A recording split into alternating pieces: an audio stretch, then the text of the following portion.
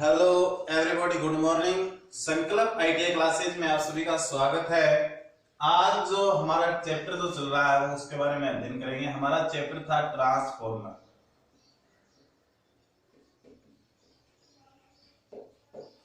Transformer में हमने part 5 पढ़ लिया है। आज पढ़ेंगे पार्ट 6, यानी कि 6 नंबर का भाग अपन आज पढ़ेंगे। इससे पहले वाला जो टॉपिक था वो था हमारा ट्रांसफॉर्मर तेल का परीक्षण। ट्रांसफॉर्मर तेल का परीक्षण और 4 विधियों के द्वारा हमने ट्रांसफॉर्मर तेल का परीक्षण जो है उसको पढ़ा है।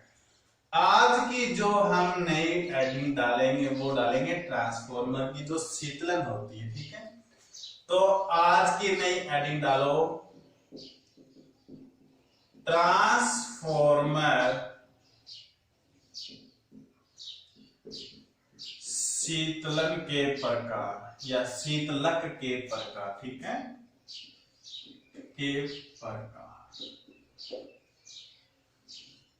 ट्रांसफॉर्मर शीतलन के प्रकार। देखो, जो ट्रांसफॉर्मर शीतलन के प्रकार है वो भी हमारे पास 4 ही प्रकार के होते हैं। ठीक है, तो इसमें सेकंड लाइन लिखो ट्रांसफॉर्मर शीतलन की विधियां।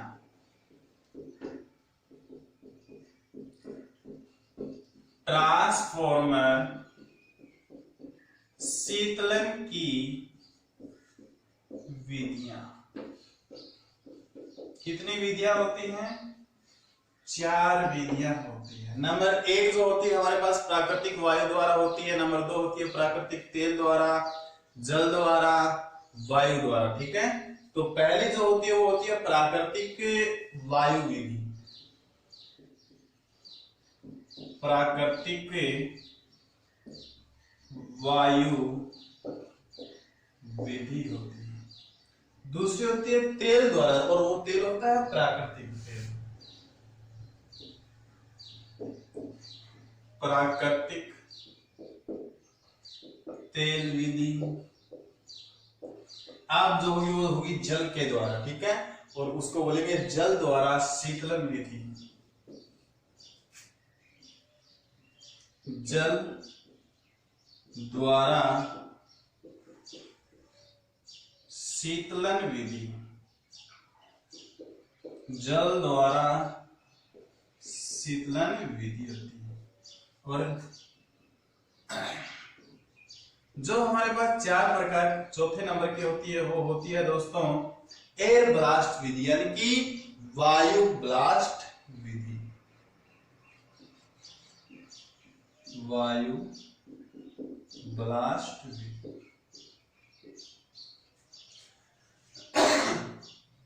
तो आज हम इन चारों विधियों के बारे में चर्चा करेंगे। तो आप नई हेडिंग डालो ट्रांसफॉर्मर शीतलन के प्रकार। नेक्स्ट लाइन में लिखो ट्रांसफॉर्मर शीतलन की विधियां 4 होती हैं। प्राकृतिक वायु विधि, प्राकृतिक तेल विधि, जल द्वारा शीतलन विधि, वायु ब्लास्ट विधि। अब हम इन सभी को एक एक करके इनका विस्तार रूप से अध्ययन करेंगे। ठीक है, तो नंबर 1 के बारे में हम सबसे पहले अध्ययन करेंगे वायु विधिया। प्राकृतिक वायु विधि।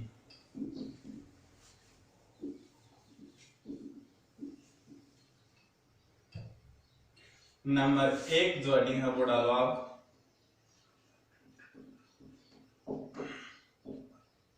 प्राकृतिक वायु विधि। देखो इसमें क्या होता है, हमने कई स्थानों पे देखा है। जैसे ये हमारे पास कोई भी बॉडी होती है, ये हम ले लेते हैं ट्रांसफॉर्मर की ये बॉडी है, बॉडी। ठीक है, इस बॉडी भाग के अंदर कुछ इस प्रकार की संरचना है, ये कट होते हैं। ठीक है, इस इस प्रकार से कट बनाए जाते हैं। इसमें थोड़े तिरछे टाइप के होते हैं ये, इस प्रकार से, ताकि बारिश का जो पानी होता है वो ट्रांसफॉर्मर के अंदर ना जा सके।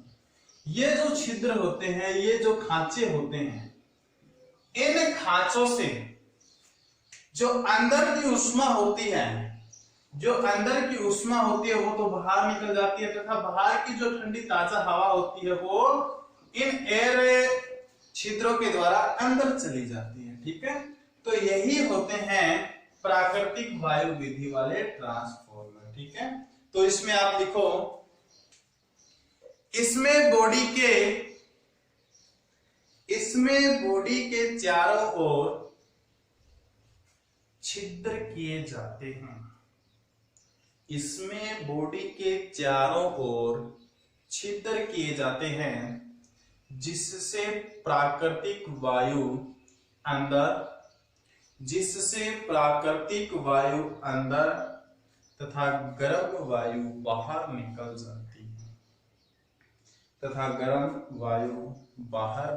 जाती है, इसी में सेकंड लाइन लिखो आप, देखो, इसके कोर का क्षेत्रफल अधिक रखा जाता है। ये जो कोर होती है ना अंदर, इन कोर का क्षेत्रफल क्या रखा जाता है? अधिक रखा जाता है। माना कि हमारे पास एक तो ये वाला कोर है, एक ये वाला कोर है। जल्दी गर्म कौन सा होगा भी? छोटे वाला होगा, क्योंकि कम क्षेत्रफल में ही इसको ऊष्मा देनी होती है। ठीक है, और बड़ा क्षेत्रफल होगा वो धीरे धीरे गर्म होगा। ठीक है, इसीलिए प्राकृतिक वायु विधि के अंदर जो कोर होते हैं, उन कोरों का क्षेत्रफल क्या रखा जाता है? बड़ा रखा जाता है। ठीक, तो सेकंड लाइन इसी में लिखो, इसके कोर का क्षेत्रफल अधिक रखा जाता है, जिससे यह अधिक ऊष्मा अवशोषित कर सके। अधिक ऊष्मा अवशोषण यानी कि ग्रहण कर सके। ठीक है, अवशोषित कर सके या ग्रहण कर सके। इसी में तीसरी लाइन लिखो, इसका उपयोग 20 kVA तक के ट्रांसफॉर्मर में किया जाता है। इसका जो उपयोग है वो 20 kVA तक के ट्रांसफॉर्मर के अंदर किया जाता है। अब जो हमारे पास नंबर 2 था, वो था प्राकृतिक तेल विधि। नंबर 2 कौन सी थी हमारे पास? प्राकृतिक तेल विधि।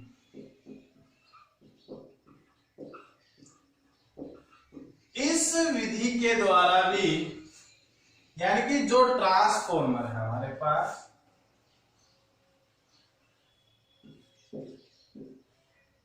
चलो मैं इसकी जो संरचना है वैसी बना देता हूं।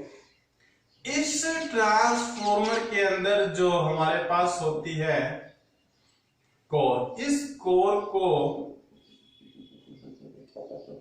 तेल से भर दिया जाता है। ठीक है, अब इसमें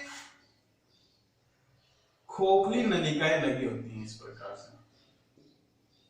इस प्रकार से इसमें क्या लगी होती है भाई? आपने ट्रांसफॉर्मर कई बार देखा है, इस प्रकार से खोखली नलिकाएं लगी होती है। आपने कभी सोचा क्या ये नलिकाएं क्यों लगी होती है? इस प्रकार की खोखली ये नलिकाएं लगी होती है। ठीक है, इस प्रकार से इस साइड में हमारा तेल जब गर्म होता है तो क्या होता है? फैलता है। ये जो तेल फैलेगा, फैलने के बाद इस बॉडी से निकलकर इन नलिकाओं में प्रवाहित हो जाता है। और नलिकाएं किसके संपर्क में रहती हैं? हमेशा वायु के संपर्क में रहती हैं, और बाहर की वायु ठंडी होती है। यहां से ऑयल आता है इन नलिकाओं में, नलिकाओं से वायु के संपर्क में आने पर यह ठंडा हो जाता है और वापिस इसके तल भाग में चला जाता है। इसी प्रकार से सारी नलिकाओं में ये तेल चला जाता है। ठीक है, अब देखो ये जो हमारी विधि थी वो थी प्राकृतिक तेल विधि।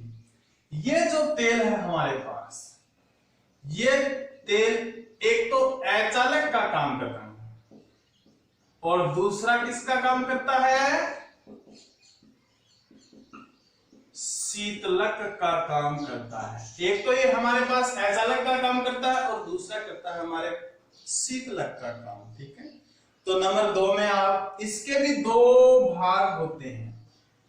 पहला भाग जो होता है वो होता है प्राकृतिक रूप से तेल द्वारा शीतलन। प्राकृतिक रूप से तेल द्वारा शीतलन।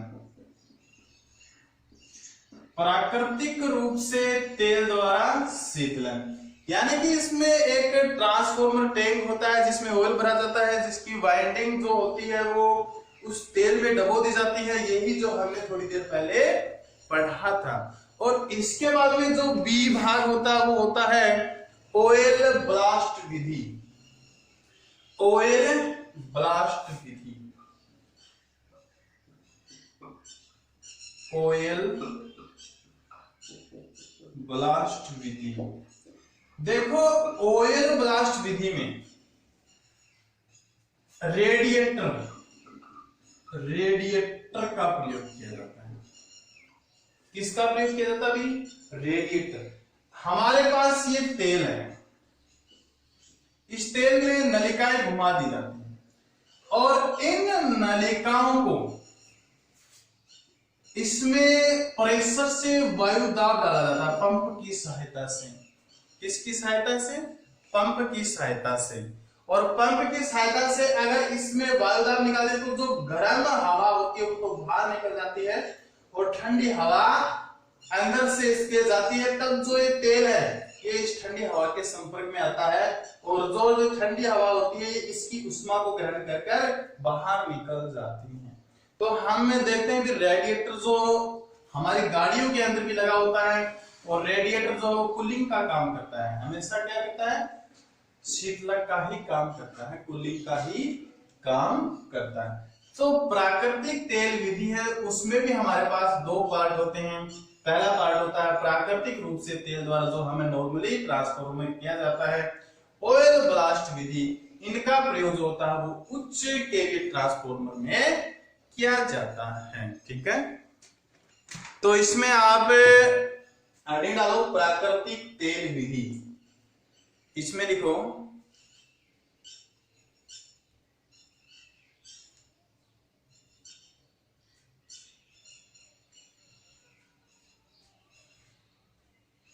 इस विधि में ट्रांसफॉर्मर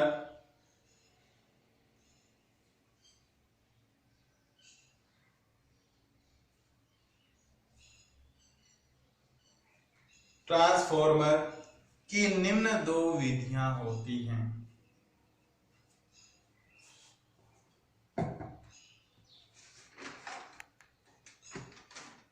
निम्न 2 विधियां होती हैं। नंबर ए लिखो प्राकृतिक रूप से तेल द्वारा शीतलन। नंबर बी लिखो ऑयल ब्लास्ट विधि। तो नंबर 1 की आईडी डालो आप, प्राकृतिक रूप से तेल द्वारा शीतलन। प्राकृतिक रूप से तेल द्वारा शीतलन डाल। अब इसमें आप लिखो इसमें इस विधि में ट्रांसफॉर्मर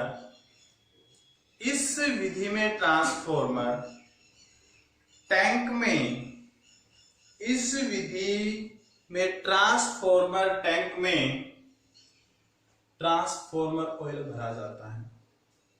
ट्रांसफॉर्मर ऑयल भरा जाता है जिससे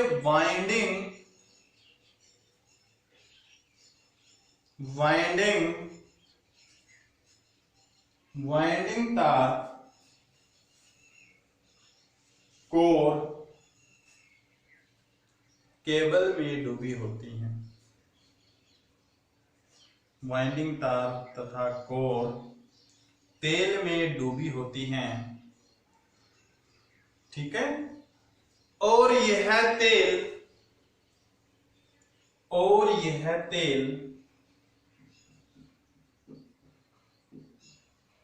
शीतलक तथा अचालक का काम करता है। शीतलक तथा अचालक का काम करता है। इसी में सेकंड लाइन आप लिखो, इस तेल के स्तर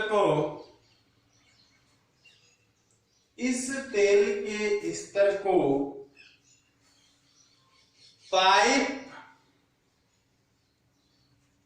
पाइपों से ऊंचा रखा जाता है। जो हमारे पास ये पाइपें थी ना, इससे थोड़ा सा ऊंचा इसका तेल स्तर रखा जाता है, ठीक है। अचालक का काम करता है, पाइप से ऊपर इसका तेल स्तर रखा जाता है। नंबर बी आप लिखो, ऑयल ब्लास्ट विधि। और ऑयल ब्लास्ट विधि में किसका उपयोग किया जाता है? रेडिएटर। तो रेडिएटर इसमें लिखो, इस विधि में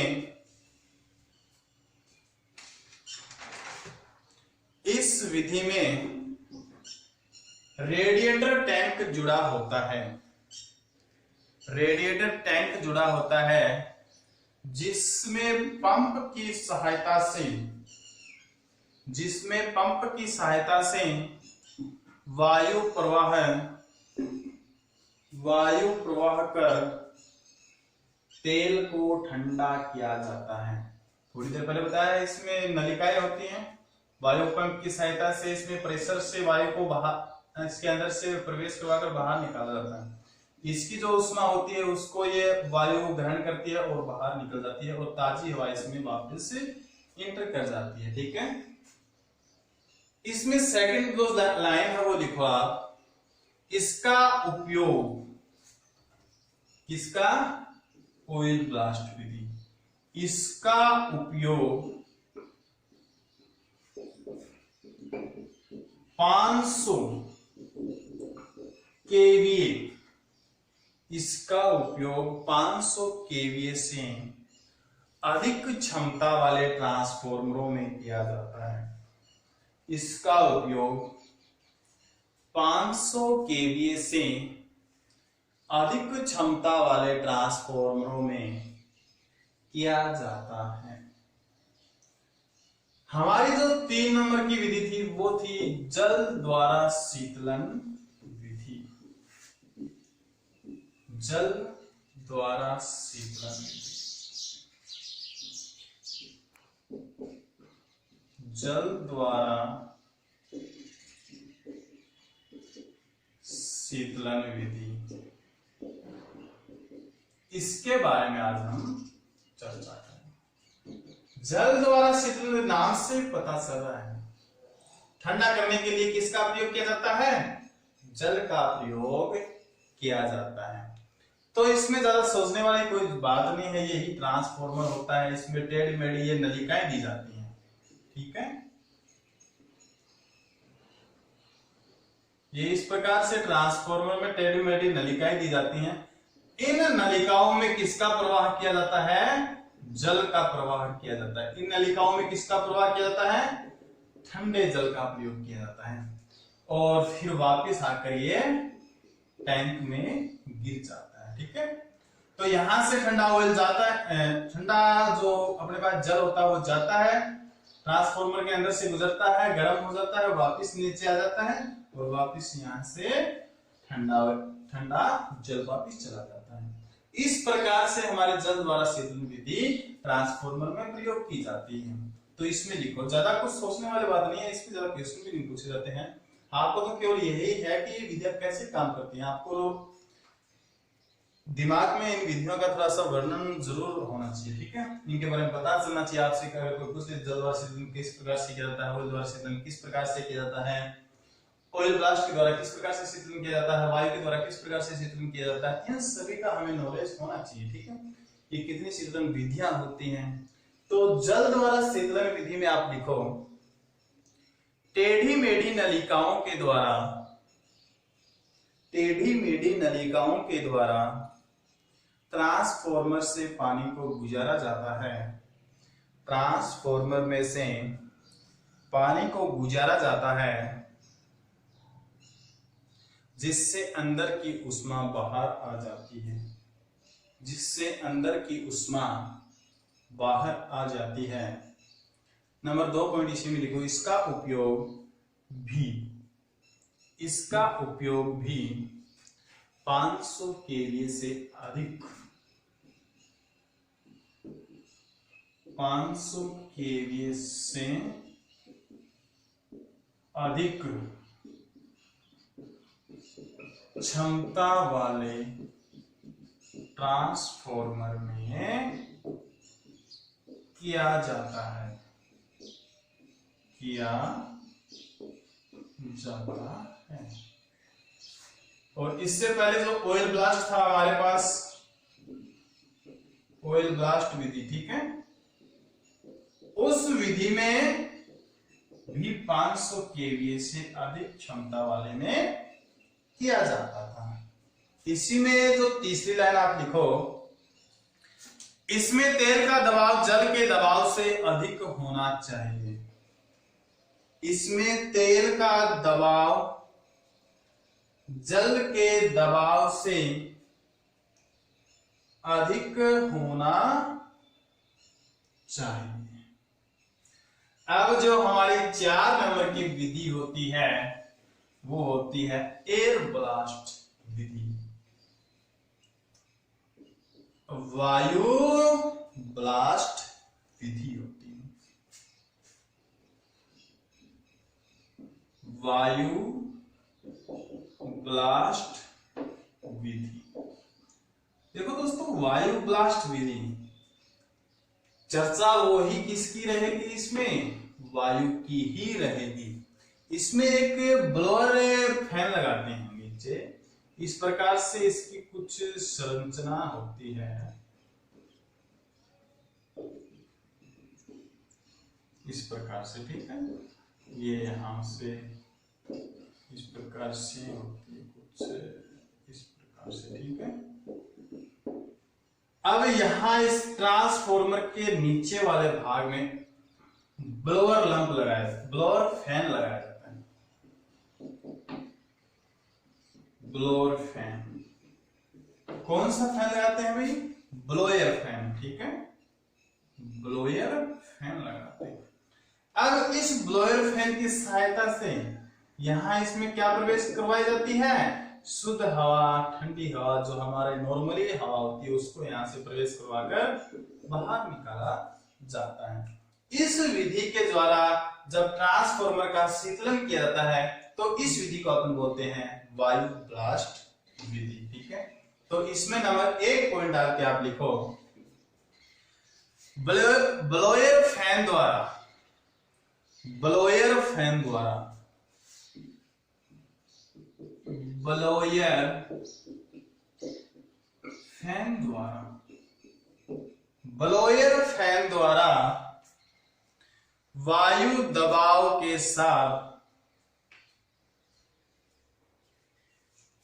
वायु जो होती है दबाव या दाब के साथ ट्रांसफॉर्मर के अंदर जाती है। और कहां से जाती है? नीचे से जाती है, ट्रांसफॉर्मर के अंदर जाती है, जिससे अंदर की गर्म हवा छिद्रों से बाहर निकल जाती है, जिससे ट्रांसफॉर्मर के अंदर की हवा छिद्रों से बाहर निकल जाती है, ठीक है। तो दोस्तों, जो ट्रांसफॉर्मर है, जितने भी अपने चैप्टर पढ़े हैं उनको बिल्कुल स्लोली आपको पढ़ाया गया है, ठीक है। इतना नहीं कि एक साथ ही हमने 1 घंटे 1.5 घंटे क्लास ले ली। हमारे नॉर्मली 25, 30, 35, 40, 44 मिनट लास्ट, ठीक है, इतनी ही लंबी क्लासेस ली जाती हैं, ताकि बच्चा अगर पढ़े तो एक बार में उससे सारा जो पढ़ता है वो समझ में आ जाए।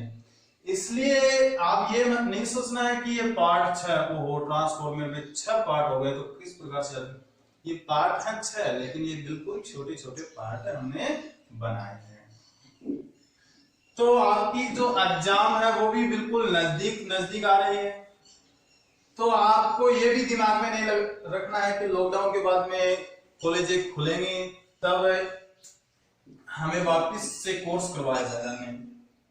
हाँ, अगर हमारे पास टाइम रहा और टाइम रहते हुए हमारे जो कॉलेज हैं, संस्थान है, वो इंस्टीट्यूट है, वो खुल जाते हैं तो हम आपको जरूर रिवीजन करवाएंगे।